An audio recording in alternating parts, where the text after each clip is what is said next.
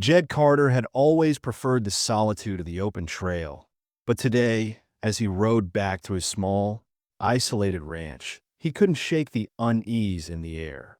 It had been a long day, the wind biting at his skin, the setting sun casting eerie shadows across the land. As he neared a sharp turn in the trail, he saw it, a figure on the ground beside an overturned wagon.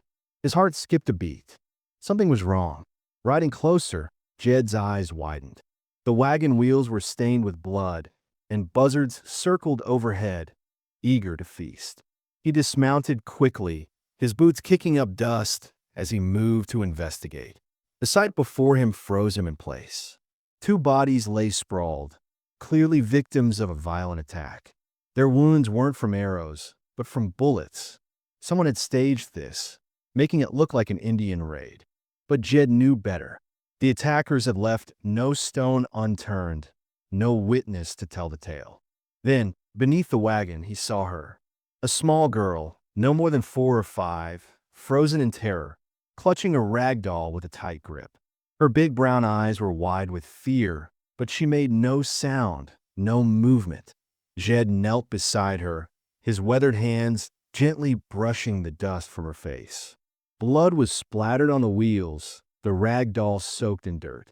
The girl didn't flinch. She was too terrified to even speak. He swallowed hard, the weight of the situation sinking in. Jed couldn't leave her here. Not like this. He gently scooped her up, his heart heavy with a strange sense of responsibility.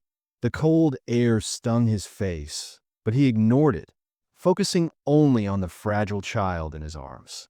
As he glanced around, he saw no sign of anyone else. Her parents were gone, lost to the merciless hands of those who had murdered them. He stood, taking a deep breath. The promise he would make next would change both of their lives forever. "You're safe now," he whispered, though she didn't respond. She just clung to his coat, her small body shaking. He mounted his horse, holding her tight. She clung to him without a word. As he rode away, Jed's mind raced. What had happened here? Who were these people? And why had they left her behind? But as the storm clouds gathered overhead, Jed knew one thing for certain. This child was now his responsibility. He would protect her, no matter the cost. Later that night, as they reached the ranch, Jed set up a small pallet by the fire for her. She didn't speak, barely even looked at him. Her eyes were wide, lost in her own world of fear. Jed watched her, feeling a pang of sadness he couldn't shake. He was a solitary man, used to being alone, but something in this girl's silent suffering stirred something in him. She had no one. He was all she had now. As the night wore on, Emma, as he later found out her name to be, started to cry, her sobs breaking through the silence of the ranch. It wasn't a loud, uncontrolled cry. It was a quiet, deep sorrow that came from a place of unimaginable pain. Jed didn't move to comfort her at first, unsure of what to do. But as the storm raged outside, something inside him stirred. He approached cautiously, not wanting to scare her further. She grabbed his sleeve, her tiny fingers gripping it like a lifeline. He didn't speak, afraid of saying the wrong thing. Instead, he just sat beside her, letting her hold on to him through the night. He had no words to offer her, no comforting promises to make. But there was one thing he could offer. As the first light of dawn crept through the cabin windows, Jed finally spoke. His voice was painful, hoarse from years of silence, but he pushed through. "I'll be your father," he said, the words coming out as a promise, a vow to protect this little girl who had no one else. She looked up at him, her wide eyes filled with a mix of uncertainty and trust. She didn't answer, but she reached out, placing her small hand in his. And in that simple gesture, Jed knew that the path ahead would be a long one, filled with danger and uncertainty. But this was the promise he had made, and he would keep it. In the quiet of the morning, with the storm still howling outside, Jed Carter made the decision that would shape the rest of his life. He would keep Emma safe, no matter the cost. The storm that had torn through the night was nothing compared to the storm that was coming for them. But Jed was ready. For Emma, He would fight, and he would never break the promise he had made. Just as he was about to turn away, his eyes landed on a leather satchel under the seat of the wagon. It hadn't been there before, or he would have seen it. He hesitated for a moment, but curiosity got the better of him. He grabbed the satchel, tossing it onto the floorboards of the cabin without a second thought. The storm still howled outside, and Jed knew that whatever was inside, it might hold the key to understanding what had happened to Emma's family. But for now, it could wait. Emma's safety was the priority. As Jed set to work reinforcing the ranch, he didn't notice the fresh horse tracks that circled his property. Someone was watching them, and that someone was getting closer. The days that followed were filled with the quiet tension of uncertainty. Jed's life had always been solitary, and the presence of a child, especially one so traumatized, was a challenge. Emma, still silent, clung to him as though he was her only lifeline. Wherever Jed went, she followed. At first, it was out of fear, but soon it became clear that she had started to trust him. Jed showed her the horses. His gray mare was particularly gentle, and Emma seemed to take an immediate liking to the animal. Slowly, her rigid body began to relax, and a faint smile appeared when Jed carved her a small wooden horse. It was a simple gesture, but for the first time, Emma seemed to soften, her fragile world expanding just a little. Days turned into weeks, and the bond between them deepened. Jed began teaching her hiding spots around the ranch, calling it a game. It was his way of preparing her for the inevitable danger that loomed. 3 short whistles meant she was to hide, and though she didn't understand fully at first, Emma trusted him enough to play along. During their quiet moments, Jed would pull out the only photograph of his late wife, a Comanche woman, and Emma would look at it curiously. "Who this?" she asked one day, her eyes innocent yet searching. Jed wrote on a piece of paper, "My wife."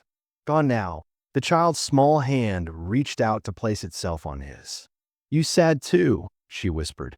In that moment, a deeper bond was formed. 2 people who had both experienced loss finding solace in each other's company. But the world outside their little sanctuary was becoming more dangerous. Signs of watchers started appearing. Boot prints near windows, dead animals left as threats. The stillness of the ranch was now under siege, and Jed knew he needed to take action. He reinforced the doors, checked the windows for signs of intrusion, and kept the rifle close, even while he slept. Emma, though sensitive to the tension, seemed to trust him without question, which made Jed feel more protective than ever. A week passed in uneasy quiet, and Jed had begun to think that maybe they were safe when a need for supplies brought them into town. Dust Creek was a small, sleepy place, but with Emma now by his side, it felt like an entirely different world. As they entered the town, people stared. Jed was a quiet rancher, a man known for his solitude, now seen with a child. Mrs. Chun, a kind storekeeper, pulled Jed aside with a worried look. Men been asking about a wagon, a child, she warned in hushed tones. As Jed tried to process her words, 3 rough-looking men eyed him from the saloon. One of them stepped forward, his gaze locked on Emma, making it clear that he knew more than he should. Without hesitation, Jed led Emma away, his heart racing. It was becoming painfully obvious that whoever had murdered Emma's family was not far behind. As they rode home, Jed noticed the tracks behind them. They were being followed. The fear that had been building in his chest finally gave way to urgency. When they arrived at the ranch, Jed found that someone had already been there. The house had been searched, though nothing had been taken. He breathed a sigh of relief that the documents, hidden safely beneath the floorboards, were still there. But the quiet wouldn't last. That night, as the moon climbed higher, 5 riders approached the house, their hooves steady and deliberate. Jed grabbed Emma and whispered, "Hide." She ran to the cellar as Jed gave the whistle signal. The men surrounded the house, their leader's voice cutting through the night. "Send out the marshal girl. This ain't your fight." Gunfire rang out, and Jed fired back, wounding one of the attackers. The leader, unfazed, shouted, "Give us Marshall's papers. You can keep the brat." But Jed had already thrown out a note, scrawled hastily, "Burn them." The leader's laugh echoed through the night. "Then you both just died. Judge Keller owns this territory." With that, they retreated, leaving behind nothing but the sound of their retreating horses. Emma emerged from the cellar, her eyes wide with fear. She clung to Jed all night, and though he couldn't offer her much comfort, his presence seemed to give her some small measure of safety. As dawn broke, Jed noticed fresh horse tracks around the property. Someone was still watching, and they weren't far behind. The days following the attack were filled with unease, yet Jed did his best to keep a semblance of normalcy. He kept a watchful eye on the horizon, on the constant threat that seemed to hover over them. Emma, though still traumatized, was slowly beginning to find comfort in the small routines of their life on the ranch. She played with the wooden horse Jed had carved for her, her small hands clutching it like a treasured possession. The trust she had placed in him, though fragile, was growing. Jed, for his part, felt a sense of fatherly protectiveness that he hadn't experienced before. But as the days dragged on, a sense of urgency began to build inside him. He couldn't ignore the looming danger. Whoever had come after Emma's family wasn't going to give up. It was only a matter of time before they returned. Jed knew he had to act, but he wasn't sure what the next step should be. That was when Sarah Webb arrived. She came in the early hours of the morning, her face weathered and tired from a long journey, but her eyes were sharp and filled with a kind of quiet strength. She approached Jed with the carefulness of someone who knew how to read a situation, her gaze flicking to the house, the hidden tracks, and then to Emma, who was still clinging to Jed's side. "You're in trouble," she said flatly, as though it was the simplest thing in the world. Jed, though surprised by her directness, didn't respond immediately. His hand instinctively went to the rifle that lay beside him, but he kept it still. Sarah continued, her voice calm but firm. "I'm a schoolteacher, but that's not why I'm here. My husband was the territorial marshal. He was killed by Dutch Keller's man." Jed's stomach tightened. Dutch Keller. The name had been whispered in every corner of this territory.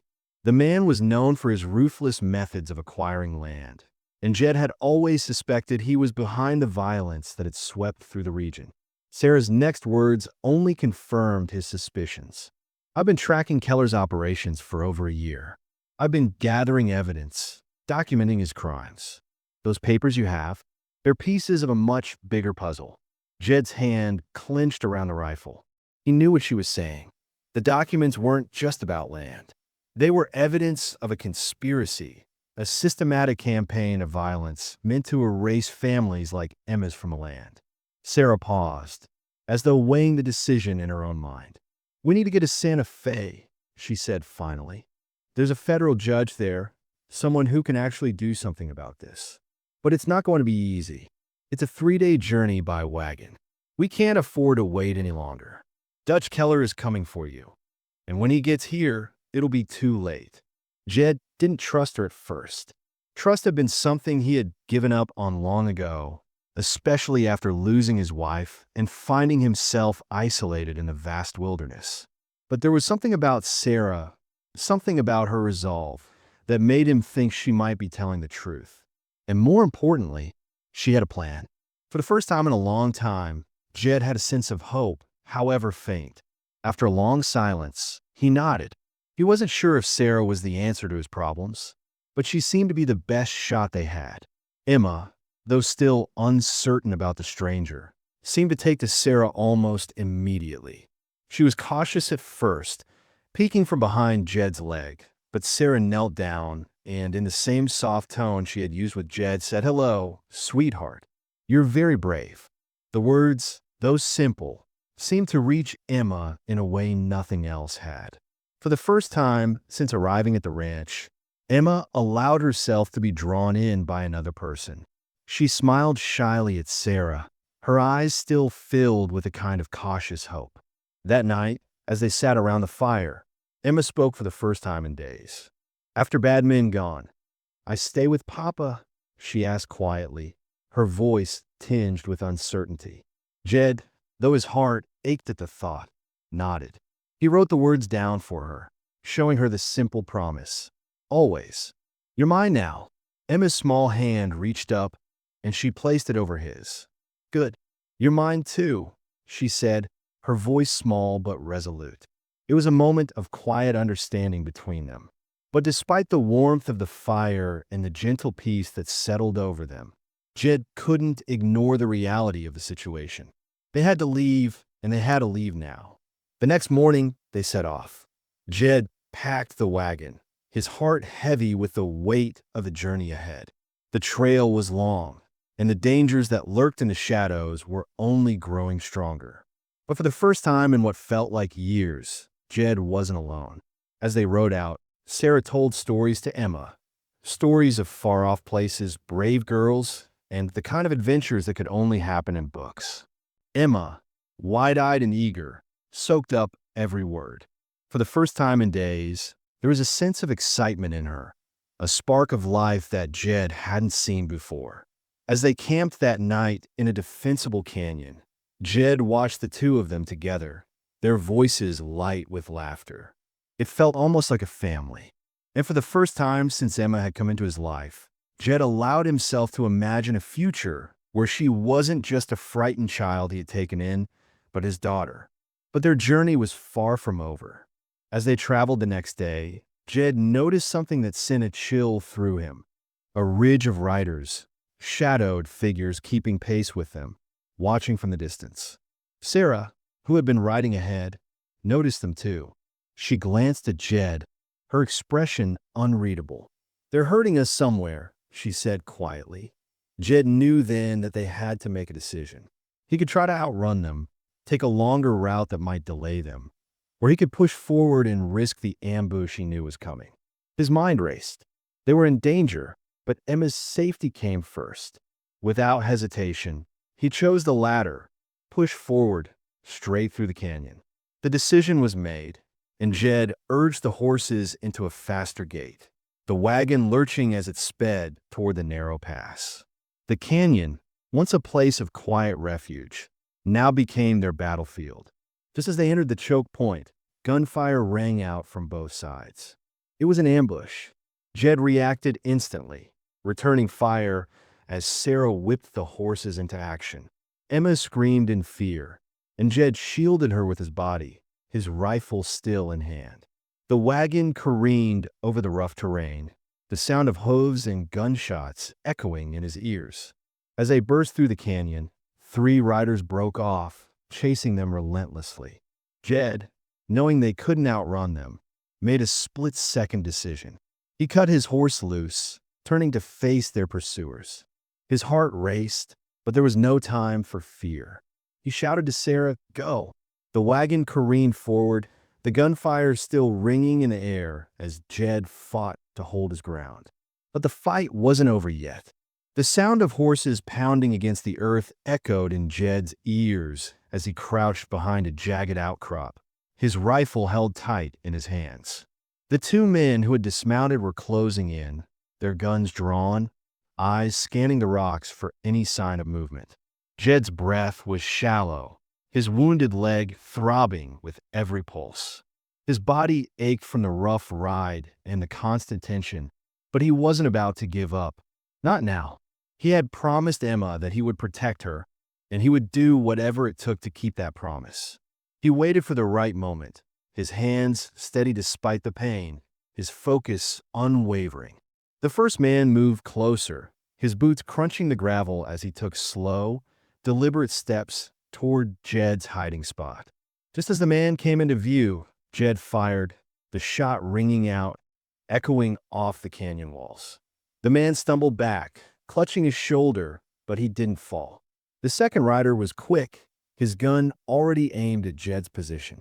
Before Jed could react, the barrel of the gun was pressed against his temple, the cold metal sending a chill through him. "Where's the wagon?" the man demanded, his voice low and menacing. Jed didn't answer. He wouldn't give them the satisfaction of hearing his fear. Instead, he stared back at the man, defiant, refusing to let them see how badly he was hurting. Just as the man was about to pull the trigger, a small voice called out, "Leave my papa alone." Jed's heart leaped to his chest. It was Emma. She had followed them, her small form standing behind the second rider, a rifle in her hands. It was Sarah, standing just behind her, rifle raised, her aim true. The shot rang out, and the second rider fell, his body crumpling to the ground. Sarah ran toward Jed, her face pale but determined. "We have to go," she said, her voice tight with urgency. "They'll be back with reinforcements." Jed didn't hesitate. He scrambled to his feet, his leg burning with pain as he hurried to the wagon. Emma, her face streaked with tears, ran to him, throwing her arms around his waist. "Papa, please don't leave me," she cried, her voice breaking. Jed pulled her close, holding her as tightly as he could. "I won't leave you, Emma," he whispered, his voice hoarse but full of promise. He looked at Sarah, his eyes filled with gratitude. "Get the wagon ready," he said, his voice steady. "We're leaving now." Sarah nodded, quickly gathering the reins and urging the horses forward. The three of them set off, the wagon bouncing over the rough terrain as they sped away from the ambush site. The sound of horses chasing them grew fainter with every mile, but Jed couldn't shake the feeling that they weren't out of danger yet. The canyon had been a close call, but there were still men out there who wanted Emma, who wanted the paper she had witnessed her family's murder for. As they traveled, Jed kept his eyes peeled for any sign of pursuit, his rifle always within reach. Sarah, who had been a stranger just days ago, had become an ally, one Jed was beginning to trust more than he had trusted anyone in years. But there was still something about her that unsettled him. She had been so quick to share her story about her husband, the territorial marshal who had worked for Keller, the man who had been killed. She had seemed genuine in her desire to help, but Jed couldn't ignore the nagging feeling in the back of his mind. Had she been part of Keller's plan all along? Had she led them into this trap? He couldn't shake the doubt, but he had no choice but to trust her for now. The journey to Santa Fe was long, and the closer they got, the more strained the atmosphere between the three of them became. Sarah and Jed spoke little, their words clipped and practical as they focused on the road ahead. Emma, ever the innocent, tried to keep the mood light, her small voice filling the silence with stories and questions. She was starting to bounce back from the trauma, but the shadows of her past lingered in her eyes. Jed could see the toll it had taken on her, the quiet sorrow that still clung to her like a second skin. But she was resilient, stronger than Jed had expected. By the time they reached the edge of Santa Fe, Jed's heart was heavy. They had made it this far, but now they were entering the heart of the enemy's territory. The city loomed ahead, its high walls and towering buildings a stark contrast to the desolate land they had just left behind. The town was bustling with people, strangers coming and going, their faces a blur of anonymity. But Jed couldn't shake the feeling that they were being watched.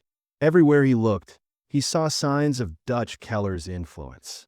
There were men in the crowd, their eyes trained on him, watching his every move. It wasn't safe. Not yet. As they pulled the wagon into a quiet side street, Sarah guided them toward a small inn on the outskirts of the town. It wasn't much, but it was a safe place for now. The innkeeper, a wiry man with a gruff demeanor, didn't ask questions. He led them to a small room at the back of the building, where they could rest and regroup. Jed collapsed onto the bed, his body aching with exhaustion, but he couldn't sleep. His mind raced with thoughts of Emma, of the danger they had narrowly escaped, and of the road that still lay ahead.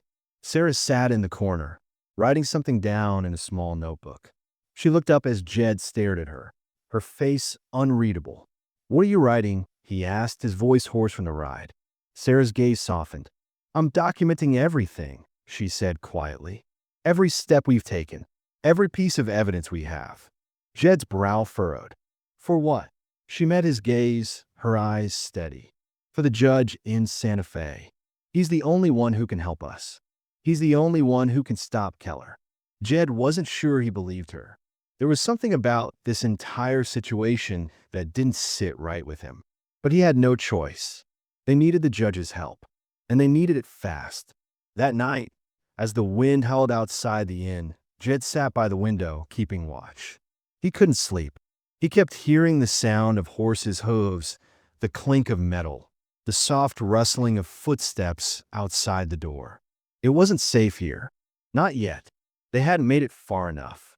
But for now, they were out of the storm. For now, they had a chance. And Jed would do whatever it took to make sure they kept it. The days in Santa Fe were a blur of tension, uncertainty, and the quiet hum of anticipation. Jed spent most of his time keeping to himself, though he could sense Sarah's quiet determination to prepare for what lay ahead. The city, with its bustling streets and towering buildings, felt foreign to him. He had always been a man of the land, someone who found peace in the open spaces of the ranch, where the sky stretched wide and the earth felt solid beneath his boots. Now, surrounded by strangers in the crowded streets, he felt lost. Emma, for her part, was adjusting to the new surroundings better than Jed had expected. She had always been a quiet child, her trauma leaving her slow to speak, but here in the city, she began to open up. Sarah had been a comforting presence for her, telling her stories of the places they had traveled through, of brave girls and men who had fought for what was right. Emma clung to Sarah, sensing in her a kindred spirit. But even as the days passed, Jed couldn't shake the feeling that something wasn't right. He had trusted Sarah, had allowed her into their lives, but there were too many unanswered questions. Why had she come to him so suddenly? Why had she been so quick to trust him? He couldn't ignore the fact that she had once been married to a man who had worked for Dutch Keller. It was too much of a coincidence for Jed's liking. Though she had explained that her husband had been involved in Keller's operations and that she had killed him when she found out the truth, Jed couldn't shake the nagging doubt in the back of his mind. She had told him that the documents he had were part of a larger plan to bring Keller down, and she seemed genuinely committed to helping them. But Jed wasn't sure how far he could trust her. His trust had been broken too many times before. Yet, he had no choice but to continue on this path with her. They had come too far to turn back now. And there was something about Sarah, something that told him that, for all her secrets, she wasn't the enemy. One evening, as the sun began to set and cast a soft golden light over the city, Sarah approached Jed with a heavy look on her face. She had been quiet all day, her usual calm demeanor replaced by a palpable tension. "Jed," she began, her voice low and uncertain, "I need to tell you something. Something I haven't told you before." Jed's heart skipped a beat. He had known this moment was coming, the moment when the truth would come crashing down, when everything they had fought for would unravel. He braced himself, his fingers tightening around the rifle he had placed beside him. "What is it?" he asked, his voice hoarse with the weight of everything he had endured. Sarah took a deep breath, her eyes flickering with regret. "My husband," she began, "he didn't just work for Keller. He was one of the men who orchestrated the land grabs. He knew what was happening. He was part of it. But when I found out, when I realized the extent of the lies he had been telling me, I couldn't stay. I couldn't live with what he had done." Jed's blood ran cold. He had suspected as much, but hearing it from her own lips made it feel like a betrayal. "So you came to me because you wanted to bring Keller down?" Jed asked, his voice tight. "Because you wanted to make up for the things your husband did?" Sarah nodded slowly, her gaze never leaving his. "Yes," she said softly, "but it's more than that. I came because I saw what you were doing, Jed. I saw the way you were protecting Emma. I saw the love you had for her, and I knew that you were the right man for this job. I couldn't just walk away from that. I couldn't turn my back on what you were trying to do. You're doing the right thing, and I want to help." Jed was silent for a long moment, his mind whirling with the revelation. He had never known the full extent of Sarah's past, and now that he did, he wasn't sure what to think. Had she been using him all along, playing him for her own gain? Or had she truly changed? Could he trust her? He looked at her, the woman who had become an unexpected ally and saw only the weight of her own guilt. She wasn't the same person she had been before. She had made sacrifices too, and perhaps, just perhaps, she was telling the truth. "I don't know what to think," Jed said finally, his voice heavy with the burden of the choice he was being forced to make. "But I'll go with you to the judge. I'll trust you until the end." Sarah's face softened, a small smile playing at the corners of her lips. "Thank you," she said quietly. "You won't regret it." But Jed wasn't so sure. The next few days passed in a haze of preparation as they gathered the final pieces of evidence and made their way toward the courthouse. They knew they had to be ready for whatever came next. Keller wasn't going to give up easily. He would stop at nothing to get what he wanted. And Jed knew that, in the end, it would all come down to the decision he would have to make, the decision about Emma. The truth about the documents, about the land, and about her future would all come to a head in that courtroom. And no matter what happened, Jed knew he would have to make the ultimate sacrifice. He would have to let her go.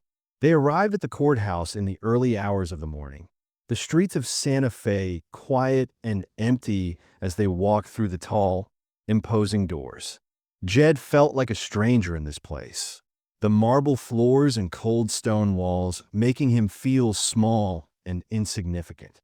But Emma was with him, and as long as she was by his side, he would keep fighting. The judge was an older woman, her face stern and unwavering as she listened to the evidence presented before her. Sarah spoke first, her voice calm and confident as she detailed everything they had uncovered about Dutch Keller and his illegal land grabs. She presented the documents, the testimonies, and the witness accounts of what had happened to Emma's family. Jed sat quietly beside her, his heart heavy with the weight of what they were asking the judge to do. It wasn't just about the land. It was about Emma's future. But when it came time for Jed to speak, he froze. He hadn't spoken in front of anyone in years, and the thought of standing up in front of the judge and the packed courtroom made his stomach churn. He had promised Emma he would protect her, but could he keep that promise? Could he stand up and fight for her when it mattered most? He felt Sarah's hand on his arm, and for a moment, he drew strength from her touch. He stood slowly, his hands trembling as he made his way to the stand. The judge looked at him expectantly, but Jed couldn't find the words. It was only when he saw Emma sitting in the front row, her small face full of hope, that he found his voice. "I found her," he said, his voice rough but steady. "Alone, by a wagon. Her parents were dead." He paused, the weight of the memories pressing down on him. She was scared, small. "I promised her I'd be her father." He looked at the judge, his gaze unwavering. "She's my daughter. Not by blood, but by love, and I will do whatever it takes to protect her." The courtroom was silent. No one moved, no one spoke. And for the first time in years, Jed felt his heart steady, his resolve clear. Emma was his, and no matter what the court decided, he would fight for her. The judge looked at him for a long moment, her expression unreadable. Then slowly she nodded. "You've made your case, Mr. Carter. We will deliberate." And so they waited. The wait was excruciating, a suffocating silence that stretched on for what felt like hours.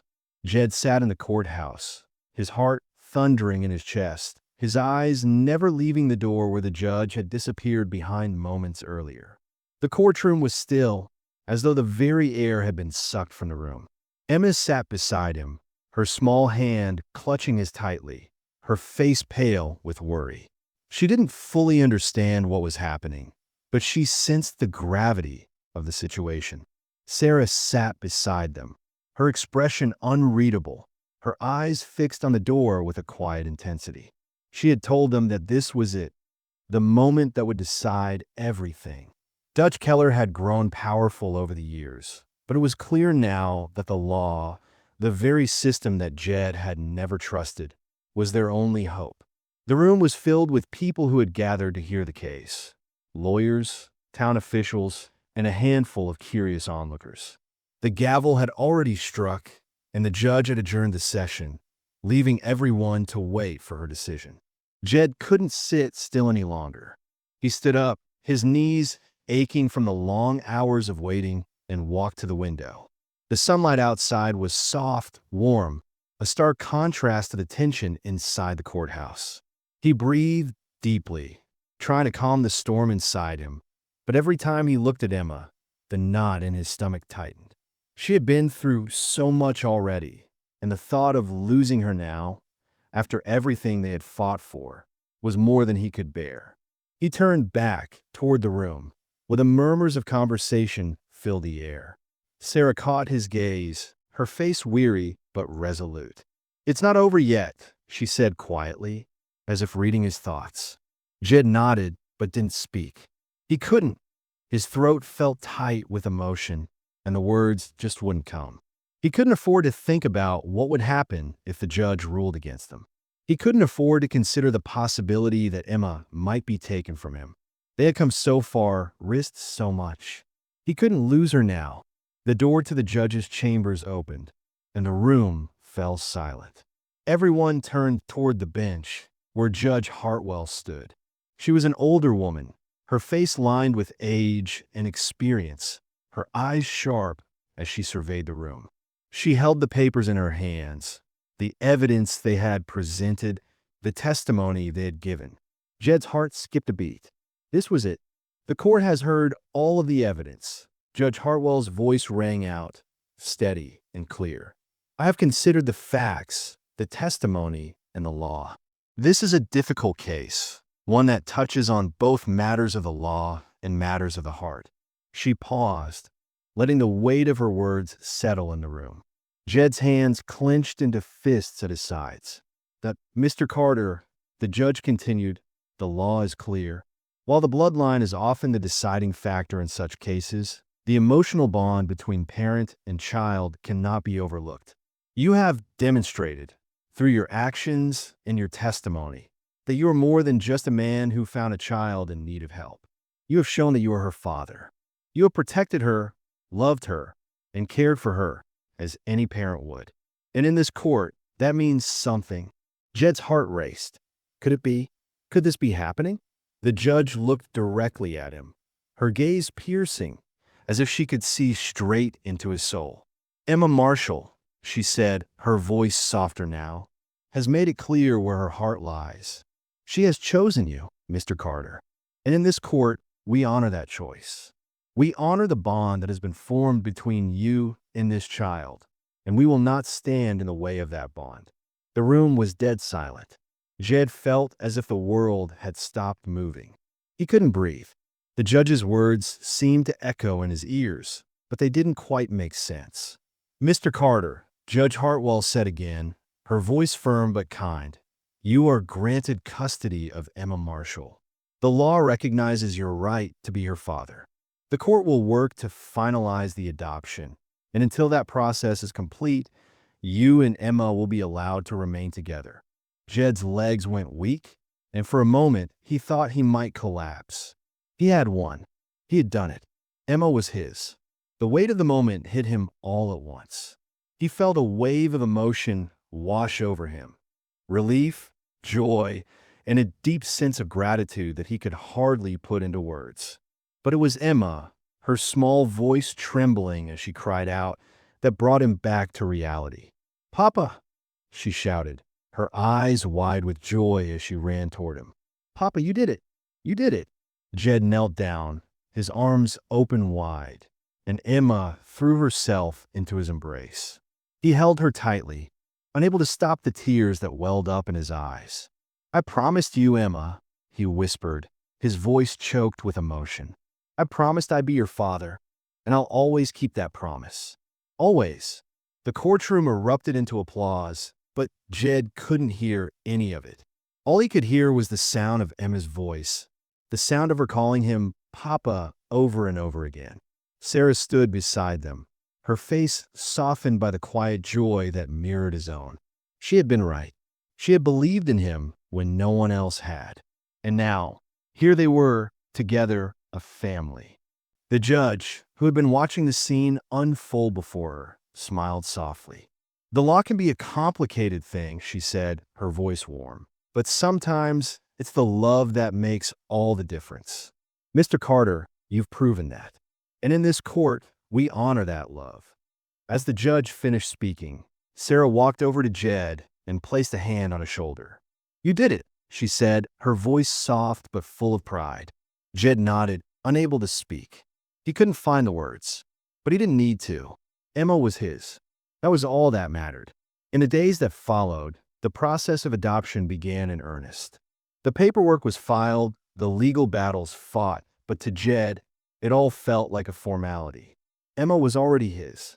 She had been his from the moment he had promised to protect her. As they returned to the ranch, Jed felt a sense of peace that he had never known before.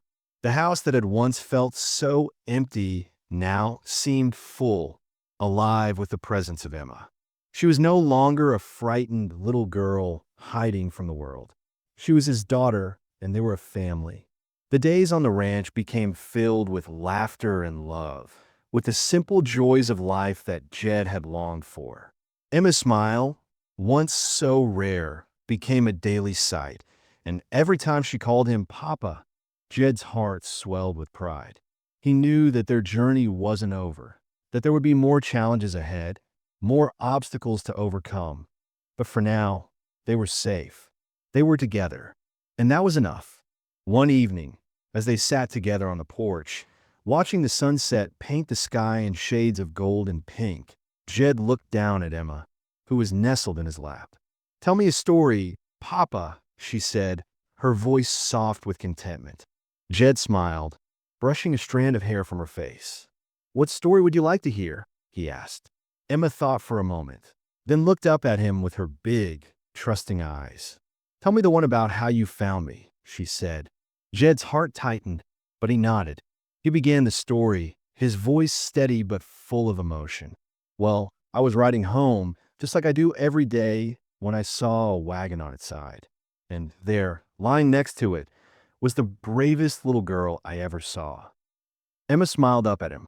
And you said, I'll be your father, right? That's right, Jed said, his voice thick with emotion. I promised you that day, and I'll keep that promise forever. Emma snuggled closer to him, her small hand resting against his chest. I'm glad you found me, Papa. Jed kissed the top of her head, his heart full. I'm glad too, Emma. I'm glad too.